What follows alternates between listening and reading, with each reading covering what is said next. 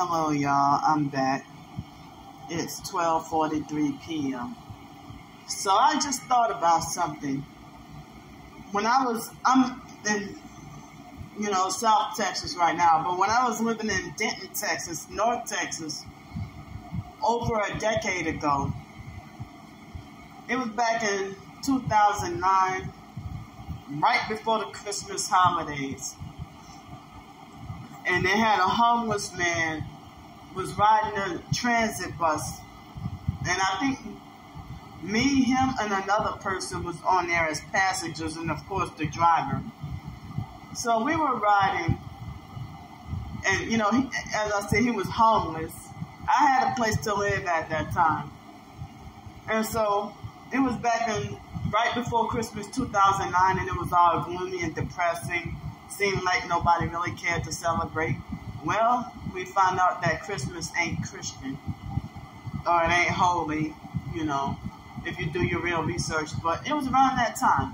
So the man, we were riding the bus, and he just randomly, like out of nowhere, he said, "Thank God for having dishes to wash, 'cause that's how you know when you got food to eat. I love washing dishes." And, everybody bust out laughing. But, some people say that homeless people can sometimes be the holiest Christians or the most grateful people for the little bit that they have, And so they had another homeless man about a year later. I was in a mental hospital, and a homeless man in a mental hospital, he said, we were having some kind of conversation about something. And so he said, I'd rather come home and wash dishes than to bring a woman home. He said he would rather come home and wash dishes, than to bring a woman home. And so when I told them about the first home, I said it reminds me of the first homeless guy, And so, there was a man in a mental hospital who wasn't homeless. And he said, well, thank God for having a house to clean, because that's how you know when you have a roof over your head. Or something like that, he said. I don't remember exactly what he said. But, so, I just got finished, using the bathroom and washing my hands and stuff. And so I don't have like a kitchen or anything. So it's a cabin that I'm staying in, but it kind of seems like a hotel, like a motel or something, because I just had the little bathroom with I only got one sink up in here. Just like I only have one door. No, I have two doors. I have one sink up in here and one window. So I have a mini fridge and a microwave like hotels and motels or whatever. So I was just washing my hands, after using the bathroom. And so I thought about that. And so, me being a targeted individual and dealing with the gang stalking, they force a lot of targets to become homeless. That's one of their goals, to strip us of everything. And so, I filmed and recorded the gang stalkers with my gang stalking perp walk and put it on TikTok and YouTube, right? So then, afterwards, I came back and I ate breakfast. What did I have? I had the leftover homemade barley bread and some cheesy eggs and some Tang and my supplement, my Amazing Grass supplement.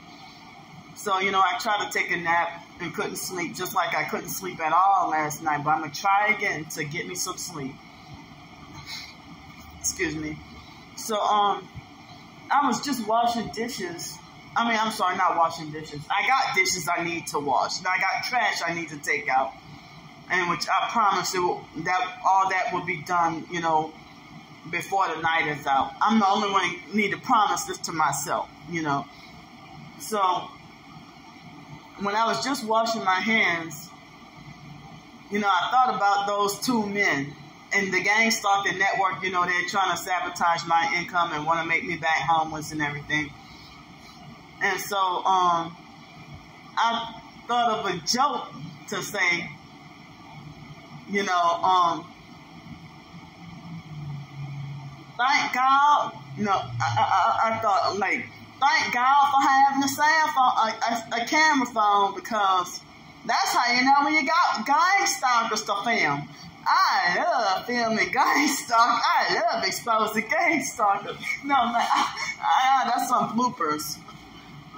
Thank God for having a smartphone, cause that's how you know when you got gang stalkers to expose. I love exposing gang stalkers.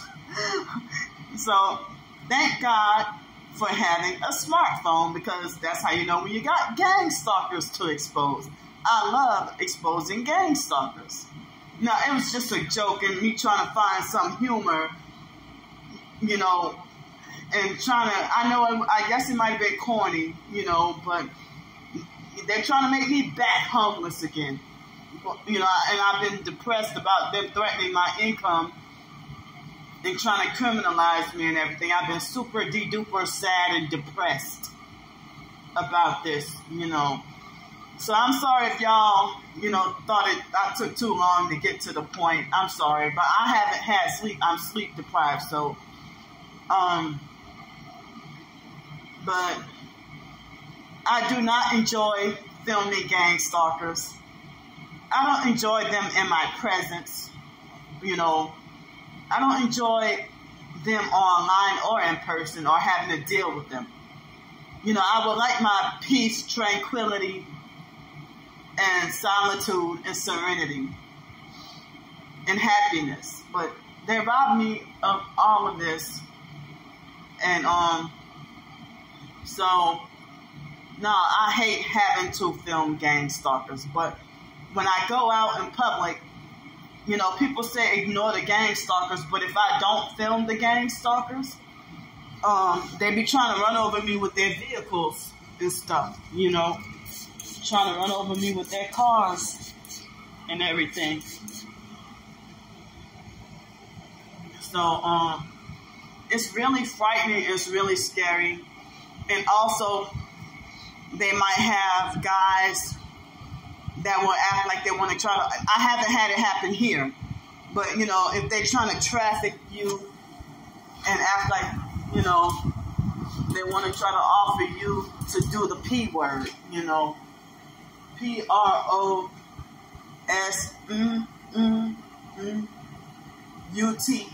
if you get what I mean, you know. So, I film everywhere I walk for my protection and safety. And, you know, I'm